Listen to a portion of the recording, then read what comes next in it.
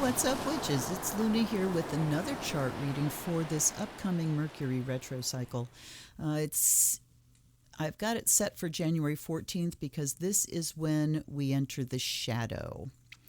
Let me see here. At 9 degrees of Aquarius. So Mercury for this retrograde cycle, that cycle is going to happen between 26 Aquarius and 9 Aquarius. So the reason we're entering the shadow is because 9 Aquarius is the point that Mercury will retrograde back to when it starts its retro at 26 degrees of Aquarius. And it does that. The actual retro starts on the 30th of January.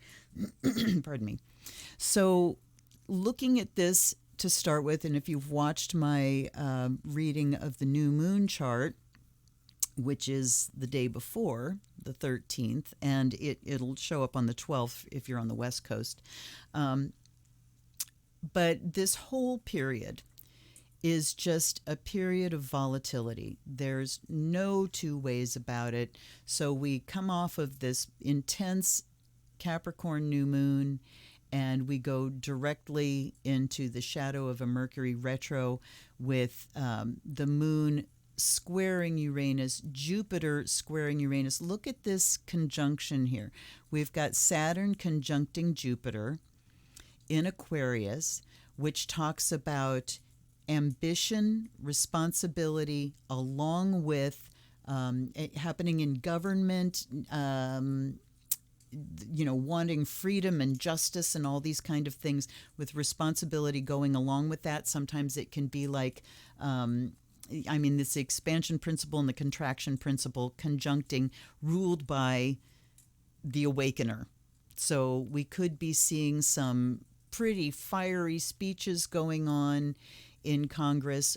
There's certainly going to be a lot of volatility happening the rest of this month, the way this is set up. We've got Jupiter conjuncting the moon. So emotionally, we just really need no bounds. We really are going to be absolutely fed up with being limited and restricted. Squaring Uranus, people are going to be really prone to bucking rules and getting out there and doing what the fuck they want, whether it's good for them in a pandemic or not. We've got the moon conjuncting Mercury, which makes for emotional communication and emotional volatility with that Uranus squaring the moon. And then we're in the shadow of a retro. So let's just look at the retro itself. With Mercury in Aquarius, we are talking about forward thinking, new ideas, inventive ideas, but also erratic thoughts.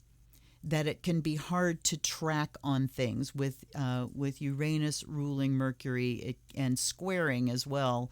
It can make our minds jump around a lot and kind of hard to track things. So let's look at going forward here. And I want to rest for just a hot second on Inauguration Day, where we have this conjunction becoming exact of Uranus-Mars. That is explosive, rebellious,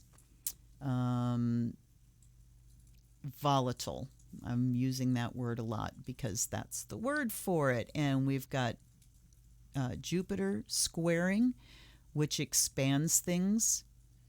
And so we're going to have lots of impractical volatility going on here. And the fact that it's in fixed signs just says there's no shifting it easily, that people are going to dig in.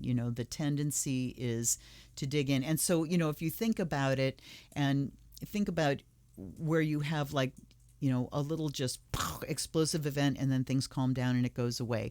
This is lingering and chronic. When we put it in fixed signs, it says chronic, that the energies don't shift quickly. They stick around.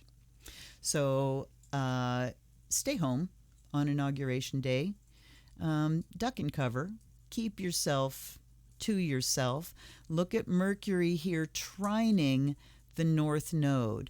The way forward is represented by the North Node. So the way forward on this day is through look at Mercury ruled by Uranus, communicating through technology, communicating, yes, with each other. It'd be easy to communicate through technology and also easy to shoot your mouth off with Mercury ruled by Uranus. So again, let's just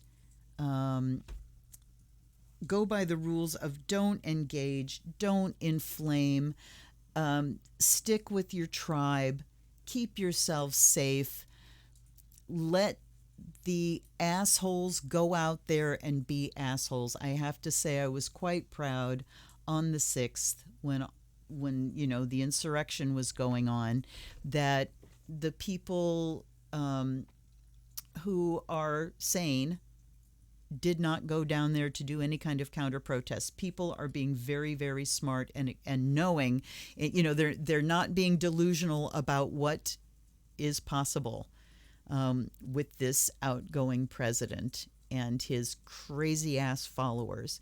So I was very proud that none of our gang were involved in skirmishing with them. Let them break the law, let them show themselves, and then we'll move on from there. All right, so let's get past there and get to where this retrograde actually starts. So on the 30th is where Mercury stations retrograde at 26 Aquarius for you personally. Oh, and let's look at the fact that Mercury is going to be opposed by the moon on that day. So again, our thoughts are going to be very emotional. We've got a struggle going on between logic and reason and emotional volatility, and emotions with the moon in Leo tending to be very dramatic and people wearing their emotions on their sleeve.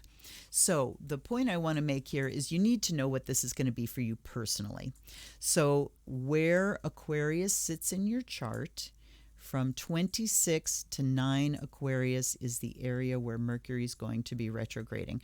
Whatever house that is in your chart shows the area of your life that is going to be prone to Mercury retro things, which are what? Revision, review, restructuring, everything.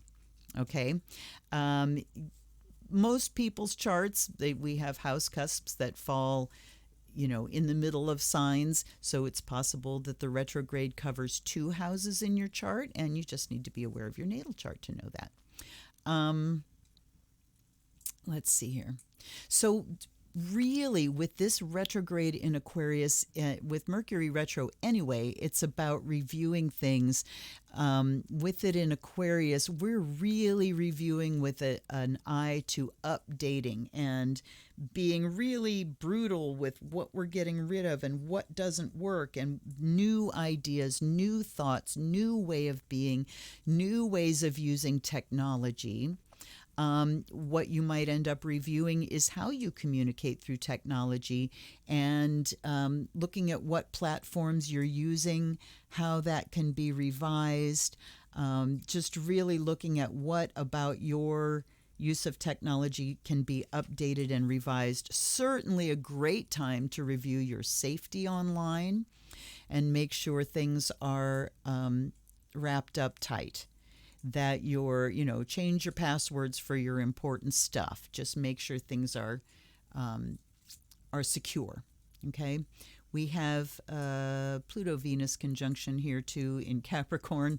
People are just going to be very, very stingy with praise, with affection, and talk about conditionality. It's like, yeah, give me something and I'll give you my praise and affection. Anyway, we're really talking about Mercury here, and I'm not going to let this go on much longer. Just know, look to your chart, see where 9 to 26 Aquarius lands, look to that house for what is going to be prone to revision, whether you want it to or not. With Uranus ruling Mercury, it says sudden and unexpected and disruptive hiccups can happen that then need to be addressed, and things need to be redone. Too many rewords. I also want to remind you that you know the main rules of Mercury retro. Don't buy big ticket items. Don't sign contracts if you can help it. Try not to schedule things that can't easily be rescheduled.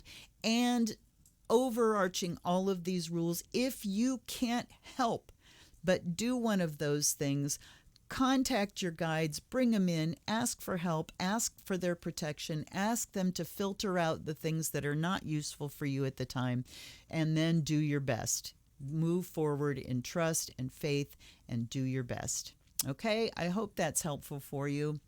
It's going to be a crazy time. And let me tell you also that this Mercury retro, we station retrograde on the 30th.